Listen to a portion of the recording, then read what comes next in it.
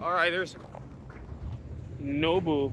There's like 2 or is it 3 on Larry Ellison's island there in Hawaii. So, we gotta, we're not gonna have time. We're gonna have, anyway.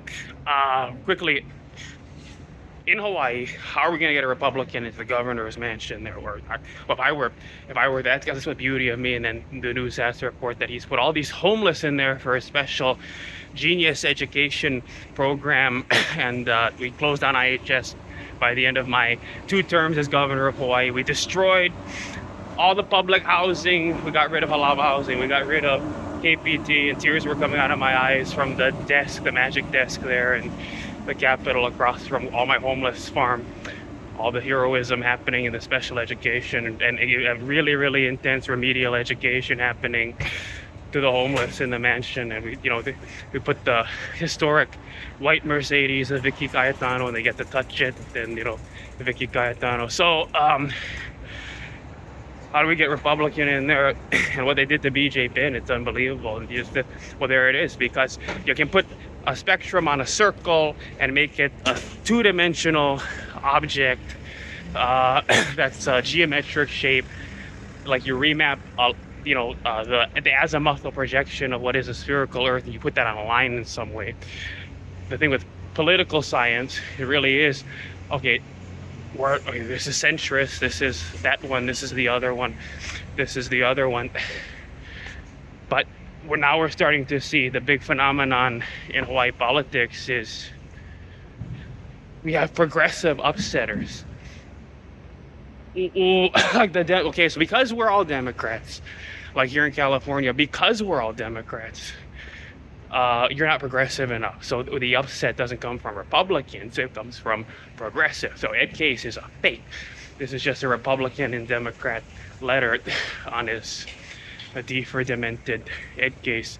Okay, but no, it's not. I mean, that's how it works. So what I'm just going to come out with, I've got a 3-point plan. There's a lot of things we're going to talk about. One of them, which is hope, and the important thing to understand is my ultimate argument is Hawaii Republicans need to look to Texas. That we need a Hawaii Republican Party that wants to institute the death penalty in Hawaii. And it's really big on capital punishment. And it's going to be really, really important and really big, because you can say people come into our state with whatever it is, Batu from the Philippines, or white people that like guns from rural area, whatever it is, from Texas, just say Texas. Republican is all about infight, whoever the race is that has a gun, people kill people. Of course, the other thing I'm going to make a separate video is they need to have Second Amendment.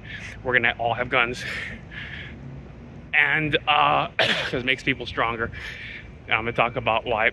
Of course, there's an alternative argument, which is that it doesn't, because you have to be able to do it with your bare hands. That's why BJ Penn was the best one to put guns in everybody's hands in Hawaii. But we need to have, and of course, another video is going to be, we need to have a procreation revolution where all the procreation energy spills over from, creating do race mongering. Hawaii, the little bit different thing Hawaii has to do for the Republicans is do race mongering.